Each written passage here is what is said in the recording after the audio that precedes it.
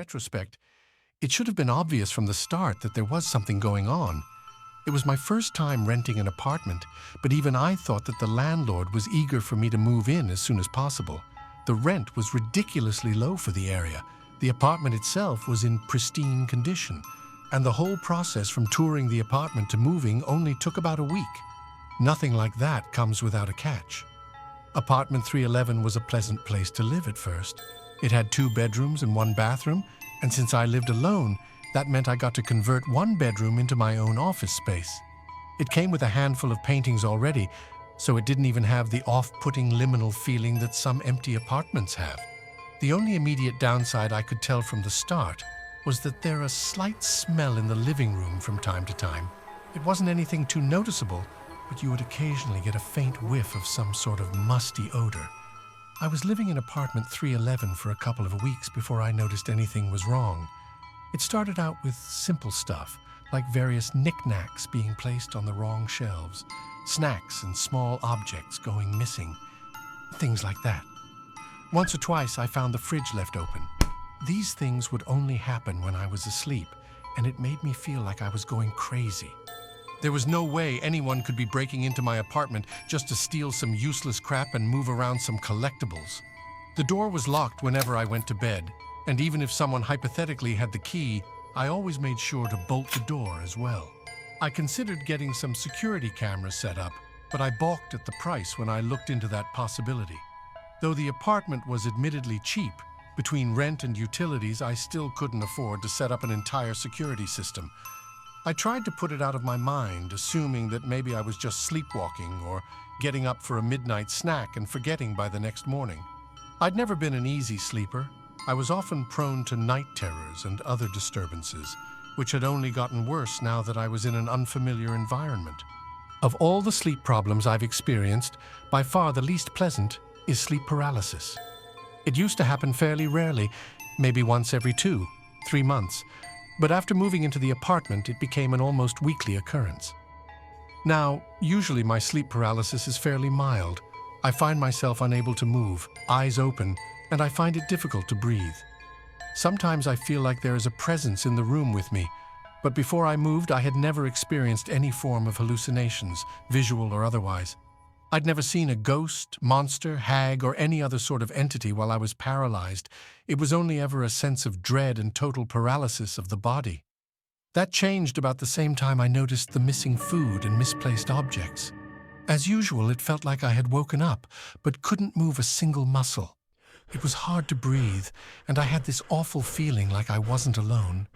I tried to calm myself down, to remind myself that I had been through this before, and it always wound up okay, but something felt different. It was then that I noticed the door to my bedroom slowly opening, inch by inch. I could hear the creak of the hinges as it swung inward. Someone or something was coming into my room.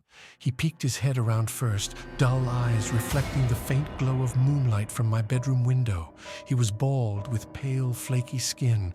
I wanted to scream when I saw his expression, but I was still a prisoner of my own body. The man had a forced, rictus grin on his face, chipped yellow teeth clenched tightly together, grinding against one another. I watched in horror as the rest of the man's body slowly passed into the room, tiptoeing as if he were creeping up behind someone in a cartoon. The man was utterly emaciated, almost skeletal in appearance, and covered in sores and pockmarks. He was stark naked and smeared in dirt and filth. I could do nothing but watch as he slowly inched ever closer towards me until I could feel his hot breath upon my face. It smelled like the musty odor I sometimes detected in the living room. Not once did I see his expression change. He didn't even blink as he stared at me, and I could feel hatred radiating off of him like heat from a furnace. He just stood there looking at me for what felt like hours. Eventually, he turned around and slowly sneaked back out of the room, gently shutting the door behind him. A few minutes later, I started to be able to move again, the paralysis wearing off as my body started to wake up properly. I had to call in sick to my job that day.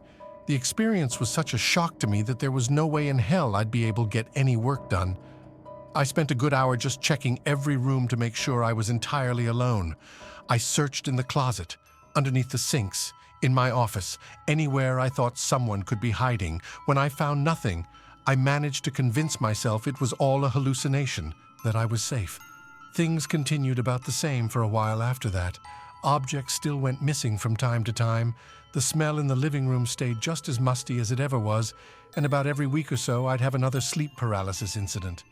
Of course, now every time I did experience sleep paralysis, I'd have to see my unwanted visitor again.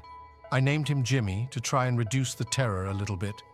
Putting a silly name to a horrifying face helped lessen my fear slightly. As far as sleep paralysis hallucinations went, Jimmy wasn't too bad once I started to get used to him. He never touched me or sat on my chest like some people's nightmares did. He just stood and stared. It was still deeply unpleasant, mind you, but I felt lucky that it was a consistent kind of unpleasantness at least. Then I found the photograph. I noticed it underneath a pile of papers while I was doing some cleaning up, a picture of two women embracing in front of a waterfall. I didn't recognize either of the women, and I assumed it must have been from the previous tenant. I texted the landlord, Greg, and asked if he still had the old tenant's phone number so I could give her a call. He obliged, and within a few minutes I was calling her. She picked up after a couple rings, sounding slightly exasperated. "Hello, this is Rebecca. Who is this?" "Hi, my name is Flora. I'm the current tenant of apartment 311. I think that you may have left a photograph behind when you moved. I was wondering if you'd want to pick it up or I could mail it to you or something." There was a long pause on the other end of the phone. "Hello?" I asked. "You need to get out that apartment. You're not safe." I honestly didn't have any response but to laugh. "Is this some kind of joke?" I asked her between chuckles. I heard her sigh with frustration. "It's not a joke. I'm serious. Things have been going missing, right?" That got my attention. "How do you know that?" "It happened with me, too. My girlfriend and I kept noticing things being moved or disappearing while we were asleep. Little things mostly, snacks, trinkets, nothing major. Now, I never saw this, but my girlfriend swears one time when she got up in the middle of the night to get a glass of water, she saw this naked man just staring at her. He was covered in sores and looked more like a corpse than a person.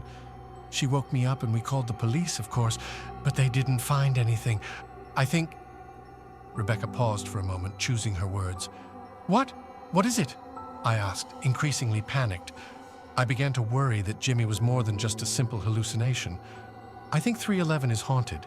We asked around to some of the other residents, and apparently the last guy to live there just disappeared. Our best guess is that he must have died and his spirit just never left. My girlfriend is into some occult stuff, so she tried a cleansing ritual or something like that, but it didn't work. Things kept disappearing, and eventually we just decided to move." I hung up the phone. It was rude, sure, but I was just so shocked that I didn't know what to do. At the very least, I began to understand why I got this apartment for so cheap. I found myself just sitting on the couch for a while, occasionally getting a whiff of the musty smell. I stared blankly at a painting on the wall, one of the ones which was already there when I first moved in. It depicted a woman in a white dress sitting underneath a tree reading a book. I couldn't tell what was making me so focused on it. It seemed utterly unrelated to what was happening. Eventually, I snapped out of it and went into my office to do some research. After a little bit of digging, I found out some information regarding the tenant who lived here before Rebecca, the one who disappeared. Apparently, one of his co-workers put out a missing persons report 6 months ago. His name was Michael Hansen, and I gasped when I saw a photograph of him. He looked exactly like Jimmy, albeit not so emaciated and filthy. I hastily packed some of my things and made arrangements to stay at a friend's house for a couple nights, telling them that my apartment had a roach problem and the landlord needed to fumigate it. I called into work and gave them some sob story about an uncle dying, enough to get time off for a few days. With no more distractions from the ghost of Michael Hansen, I slept soundly on my friend's couch, unbothered by any sleep paralysis. The next 2 days were spent researching. I checked out dozens of books on folklore and the occult from the local library, scoured paranormal internet forums, and even watched a few episodes of some cheesy ghost-hunting TV show. I was determined to figure out a way to put the spirit of Michael Hansen to rest. The stories were all wildly different, with countless potential solutions to my problem. Some sources said salt was a surefire way to banish spirits. Others said iron was a good ghost repellent, but most simply said I should give up and move. However, one myth piqued my interest. According to some beliefs, the spirits of the unquiet dead could be tied to objects from their life, binding them to the place where the object resided. If the object which their soul was bound to was destroyed, it freed their spirit and they could move on to the afterlife. I remembered the paintings. I had assumed that they were put there by the landlord, but it was just as possible that they were left behind by Michael. I arrived back to the apartment, determined to grab the paintings and burn them, laying Michael Hansen's soul to rest once and for all. I felt like some sort of hero, a badass monster hunter who saved the day with her intuition and a little bit of book smarts.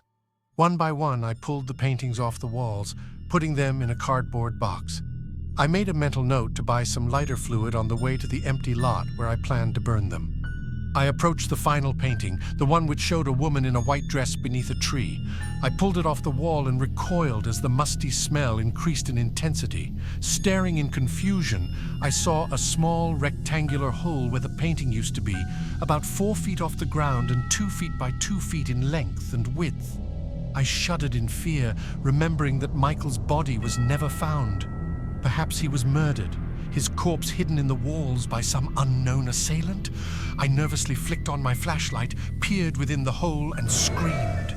I ran out of apartment 311 as fast as I could before calling the police, sobbing with terror. I had been prepared to find a body, maybe cut up into little pieces and wrapped in duct tape. I was ready for death and decay and rot. There is something fascinating about ghosts, something somehow romantic about the notion that part of someone could live on even after death. There was nothing romantic about seeing the clenched-toothed grimace of Michael Hansen, glaring at me with hate as he stood in the small section of hollow wall which he had been living in for the past 6 months.